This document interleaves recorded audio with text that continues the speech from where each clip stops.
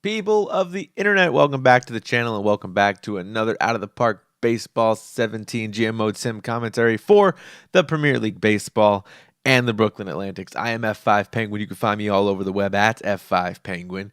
And I've been sulking. Let's just be honest with ourselves. That's why you haven't seen this playoff video. It's a sad, sad time in Brooklyn. We lost our owner. His son comes in. He's demanding.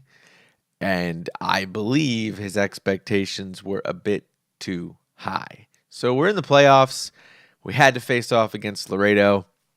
Here's how it went down. So game one, let's just jump right into it. Start of the quarterfinals, we won 4-1, took a 1-0 lead in a best-of-7 series. Sabala does what he does through 6 innings, allowing 1 run.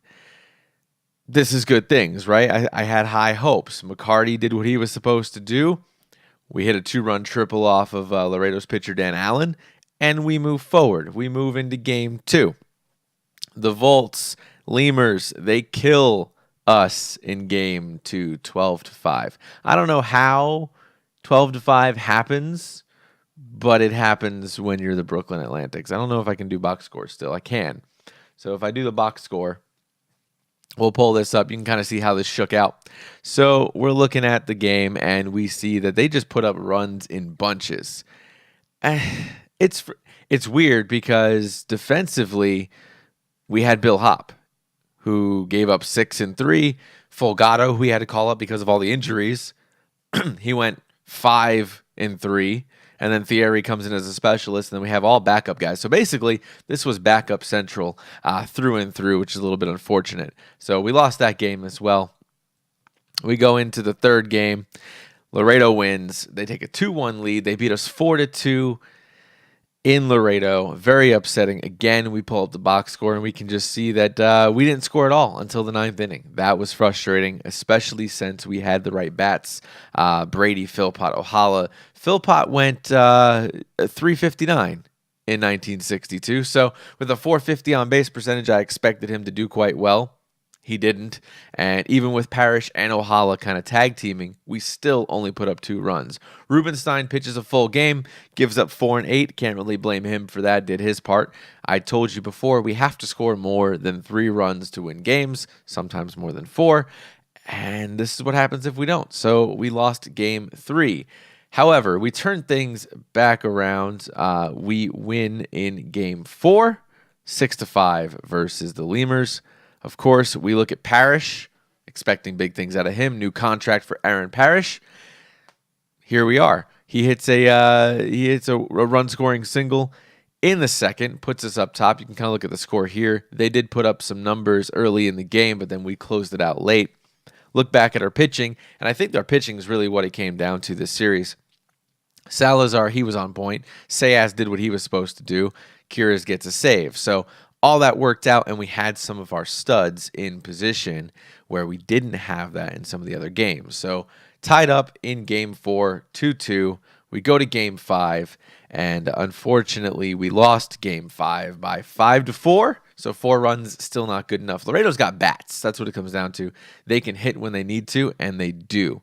So we lost that game 5-4. What's crazy is they had 18 hits. We had 12 hits. They had an error, and we still could not close out the game. It's kind of fascinating there. Sabala pitches 6 innings, gives up 2 runs. Kyrgios comes in at middle relief for some strange reason for 2 innings. I don't know what happened there. And then Thierry picks up the loss by giving up 2 runs late in the game. So you know where this is going. We get to the next game here, game 6, and I'm sorry. Yeah, we go to game 6, and we won 4-1, which is good. So we push another series to game 7. We win 4-1. We put up 5 hits against their 8. Didn't have to play the 9th inning, and the key here was Ohala. And again, what I did is I put Ohala in third base, thinking we just put bats up, just do what we have to do. Sacrifice defense for hitting and rely on our pitching to kind of get us out of jams, and it worked. Hop gets his first win of the playoffs, goes 8 innings, gives up 1 run. Kyrgios gets a save. So when we got that far, I was kind of hopeful, thought things would go pretty well, and unfortunately dashed in Game 7. of the quarterfinals. They go on. They win 1-0. 1-0. How does that even happen? I don't know. But they win 1-0. Rubenstein pitches 7, gives up 1. So I can't even blame Rube for that because we're not hitting to help him out. Like, we had 4 hits versus their 10. We won versus Allen before, so I don't know. That was upsetting. So we lost. I would say not having Capra and Zarnecki were pretty big deals, I think.